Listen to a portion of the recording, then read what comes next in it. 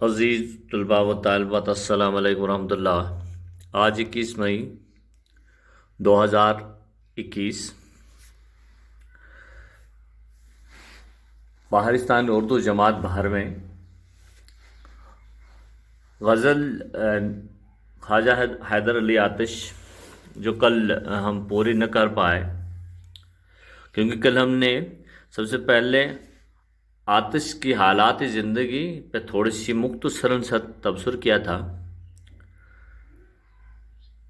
اور غزل کے ایک دو اشعاروں کی ہم نے تشریح بھی کری تھی کل۔ آج ہم تھوڑا آگے بڑھنے کی کوشش کریں گے۔ غزل یہ ہے کہ یہ آرزو تھی تجھے گل روبرو کرتے، ہم اور بلبل بے تاب گفتگو کرتے، پیامبر نہیں نہ میسر ہو تو خوب ہوا، زبان غیر سے کیا شرح آرزو کرتے، میری طرح سے مہ و مہر بھی ہیں آوارہ، کسی حبیب کی یہ بھی ہے جستجو کرتے۔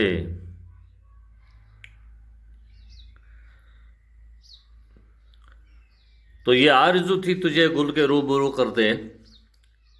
آتش محبوب سے خطاب مخاطب ہوتے ہیں۔ حیدر علی آتش اپنے محبوب سے مخاطب ہوتے ہیں اور فرماتے ہیں کہ میری خواہش یہ تھی کہ پھول کے سامنے رکھیں اور ہم یعنی کہ میں بلبل سے ہم کلام ہو کر تمہارے اور پھول کے حسن پر تبصرہ کریں۔ کل جیسے کہ کل بھی میں بتا چکا ہوں کہ پھول اور گل اور بلبل اور اپنے محبوب کا حسن، اور پھر کہتے ہیں پھول کو بھی سامنے لاؤ اور آپ بھی بیٹھیے سامنے، اور پھر ہم بلبل سے میں آپ کے اور پھول کے حسن کی اس پہ تبصرہ کریں گے، اور مجھے پورا یقین ہے کہ اس حسن کے مقابلے میں تم پھول سے بھی جیت جاؤ گے، کیونکہ بلبل بھی اس بات کا اعتراف کرے گا، اسے اعتراف کرنا ہی پڑے گا کہ محبوب جو ہے، آتش جو ہے اس کا جو محبوب ہے وہ پھول سے زیادہ خوبصورت ہے۔ پیام بر نہ میسر ہو تو خوب ہوا، زبان غیر سے کیا شرح آرزو کرتے۔ آتش فرماتے ہیں کہ اے محبوب، اگر محبوب تب اپنا پیغام پہنچانے والا دستیاب نہ ہو، یعنی کہ میں اپنے محبوب کو جس کے ذریعے سے پیغام پہنچانے جا رہا ہوں وہ دستیاب ہی نہیں ہے، تو یہ لمحہ جو ہے یہ ٹھیک ہے، کیونکہ پیغام پہنچانے والا تو دستیاب ہی نہیں ہے، اس لیے تو بالکل ٹھیک ہے، کیونکہ ہم کسی دوسری کی زبان سے اپنی تمنا ہم کسی دوسری کی زبان سے اپنی دل کی تمنا، حال دل بیان جو میں کرنا چاہتا ہوں وہ ٹھیک سے وہ نہیں کر پائے، اس لیے یہ اچھا ہوا ہے کہ پیغمبر جو ہے، جو پیغام پہنچانے والا وہ تو ملا ہی نہیں ہے، اس لیے میں خود اپنے دل کا حال تو خود ہی بیان کیا کروں گا، تاکہ میری دل کی کیفیت میں ہی جانتا ہوں، دوسرے کو صرف میں جب بتا سکتا ہوں وہ تو ان الفاظ میں اور اس طریقے سے وہ بیان نہیں کر سکے گا جس طریقے سے میں کر سکتا ہوں، کیونکہ دل کا حال تو میں ہی جانتا ہوں۔ میری طرح سے مہ و مہر بھی ہیں آوارہ، کسی حبیب کی یہ بھی ہے جستجو کرتے ہیں۔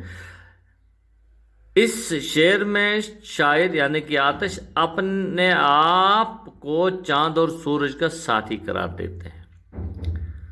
فرماتے ہیں کہ میری طرح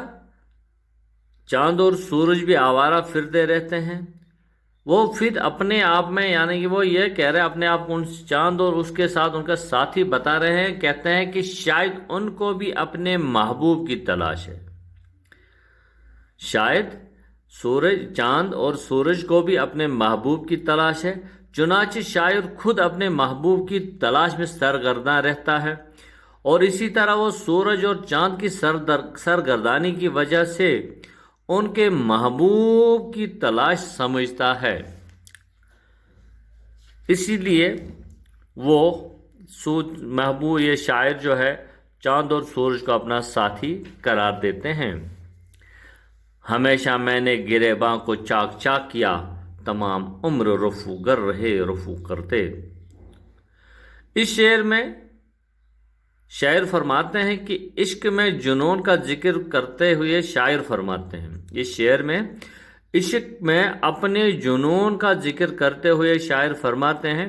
کہ میں ہمیشہ اپنی وحشت کے سبب اپنا گریبان چاک کرتا رہا، یعنی کہ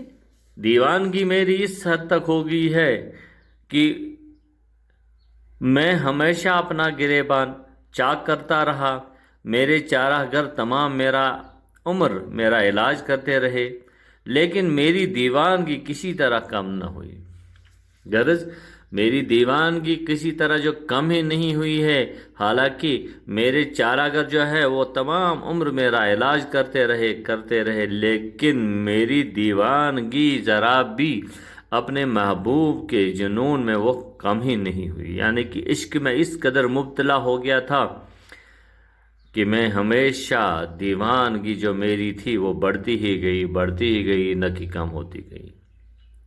جو دیکھتے تیرے زنجیر زلف کا عالم، اسیر ہونے کی آزاد آرزو کرتے۔ شاعر اپنے محبوب سے مخاطب ہو کر فرماتے ہیں کہ آزاد طبیعت لوگ بھی اگر تمہارے زلفوں کا نظارہ کرتے تو وہ بھی ان زلفوں کی زنجیروں میں قید ہونے کی خواہش کرتے۔ اپنے محبوب کی زلفوں کے تعریفیں کرتے ہوئے کہتے ہیں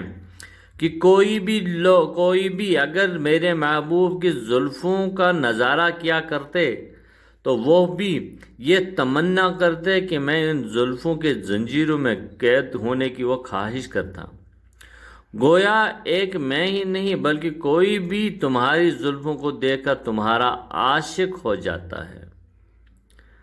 گویا میں ہی نہیں بلکہ تمہاری زلفوں کو دیکھ کر تمہارا عاشق جو ہے وہی قید نہیں بلکہ کوئی بھی ان زلفوں کے زنجیروں میں قید ہونے کی خواہش کرتا ہے۔ یہ کعبہ سے نہیں بے وجہ نسبت رخ یار، یہ بے سبب نہیں مردے کو قبلہ رو کرتے۔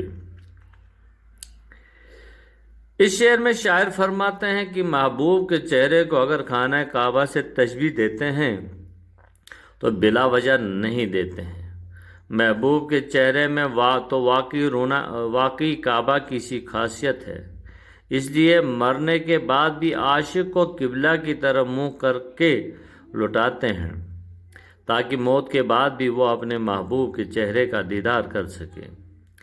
اصل میں یہ شعر جو ہے یہ تلمیہ کی بہترین مثال ہے۔ تلمیہ کہتے ہیں کسی زبردست واقعے کو پیش کرنا۔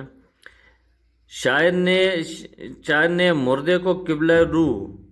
لٹانے کی جو وجہ بتائی وہ یہ ہے وہ اصل میں نہیں ہے۔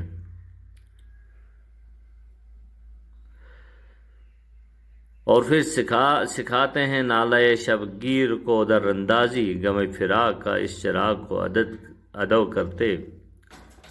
اس شعر میں شاعر فرماتا ہے کہ ہم رات بھر کی جانے والی آہ و فغاں کو در اندازی کرنا سکھاتے ہیں تاکہ یہ آسمان کو چیر کر اپنے لیے اثر لینے چلی آتی ہیں۔ یہ آسمان ہی ہے جو آہ و فغان کو اوپر جانے سے روکتا ہے